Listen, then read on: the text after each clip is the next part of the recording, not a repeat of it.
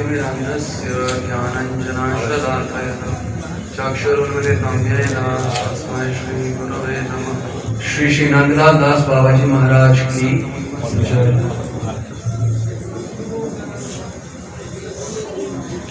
ब्रह्मांड भ्रमिते कौन भाग्यवान जीव, गुरु कृष्ण प्रसादे पाए भक्ति लता बीज।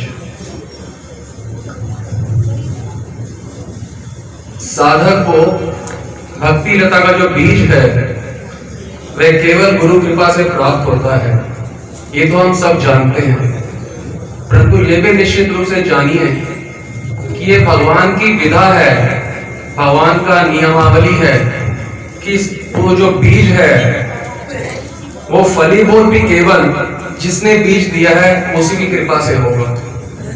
इस बीज का फलीभूत होने का अन्य कोई उपाय नहीं है। बाबा जी महाराज हमारी आंखों से ओझल हुए हैं, वास्तव में अप्राकृत रूप से वह अभी भी यही विराजमान है, वह कहीं नहीं गए हैं, निश्चित रूप से यहीं पे विराजित हैं। वो गुरु के लिए शिष्य कभी कहीं नहीं जाते।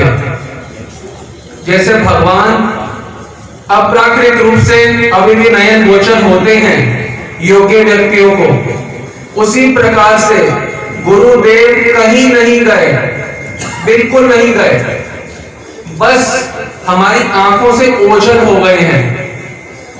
प्रेम भक्ति के द्वारा, गुरु भक्ति के द्वारा जिस प्रकार से भगवान नेत्र गोचर हो जाते हैं, ठीक उसी प्रकार से गुरु भी निश्चित रूप से हमारे हृदय में रहते हैं।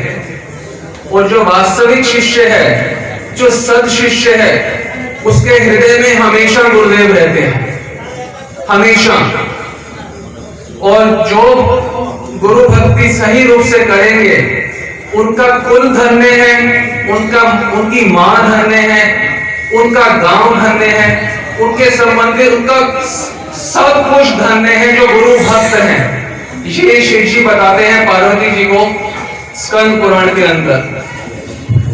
तो हम लोग यस्य प्रसादात् है ध्यायं स्तुवंस तस्य यशस्वी संध्यम, कि 3 बार गुरुदेव का कम से कम नित्य स्मरण करें।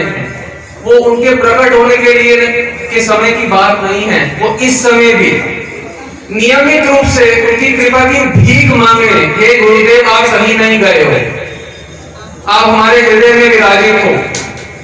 वामन कल्प में बताया गया है, वामन कल्प में कि जो मंत्र है वो गुरुदेव का ही स्वरूप है।